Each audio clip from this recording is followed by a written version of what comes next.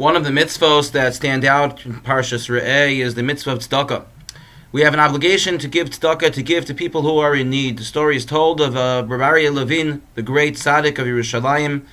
The book called The Tzaddik in Our Time is written about the wonderful and incredible life of Webdvar Reeh.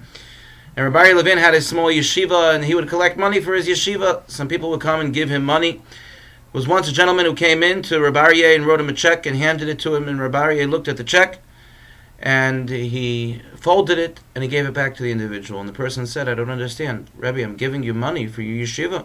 Why are you giving the money in return?" So Webdvar Reeh said, "Listen, sir, I appreciate the fact that you want to give me tzedakah. But there's an obligation in the Torah, in Parshas Re'eh, where it says that a person cannot turn away from their own basar, from their own flesh, from their own family. I know you and I know you're about tzedakah, but I know the fact that there are members of your own family who are suffering, who are struggling. And while my yeshiva needs money and those who are learning in my yeshiva need money, you have an obligation first to your family before you have an obligation to my yeshiva." And so the individual got the message from Webdvar Reeh and obviously turned to his family members to be able to try to help them in whatever it was that they needed.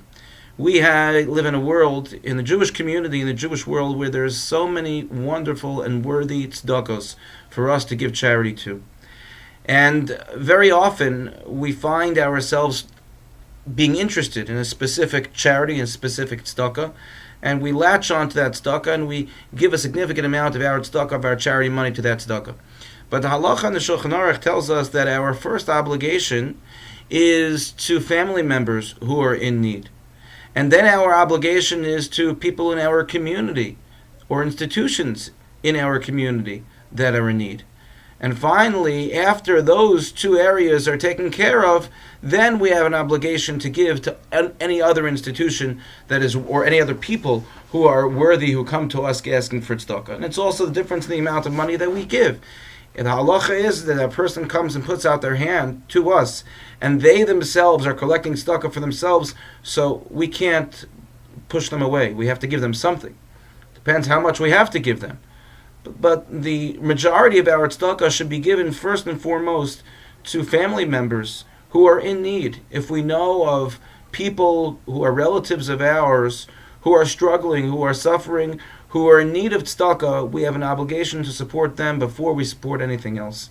And then we turn to our communities, and we talk about the crisis that exists within Orthodox communities today, certainly here in America as well as in Eretz Yisrael. And part of the problem is that there are so many wonderful benefactors who are giving money outside of the communities. And while it's important to give money to various worthy causes, it's more important to give money to the causes within one's community, to the institutions that are the very fabric of one's community, be it an Erev or a mikvah, a school, a yeshiva, whatever the institution is. We are obligated first to support that which we are in touch with, and then afterwards to give to everyone else. Let us be zocheh that we take this lesson of Parshas Re'eh as we begin Chodesh Elul, and we know that it's tshuva, tefillah, tzedakah, that tshuva, repentance, tefillah, prayer, and tzedakah, charity, ma'avirin es roa gzeira, destroys any bad gezerah, any bad decree. Let us be zocheh that let us merit to put our tzedakah obligations in proper order so that Hashem can see our efforts and destroy any bad gezeros, and please God, soon bless us with a happy and a healthy coming new year of 5775 Tafshin Samachay. Tafshin Ein Hey. Thank you for listening and have a good Shabbos.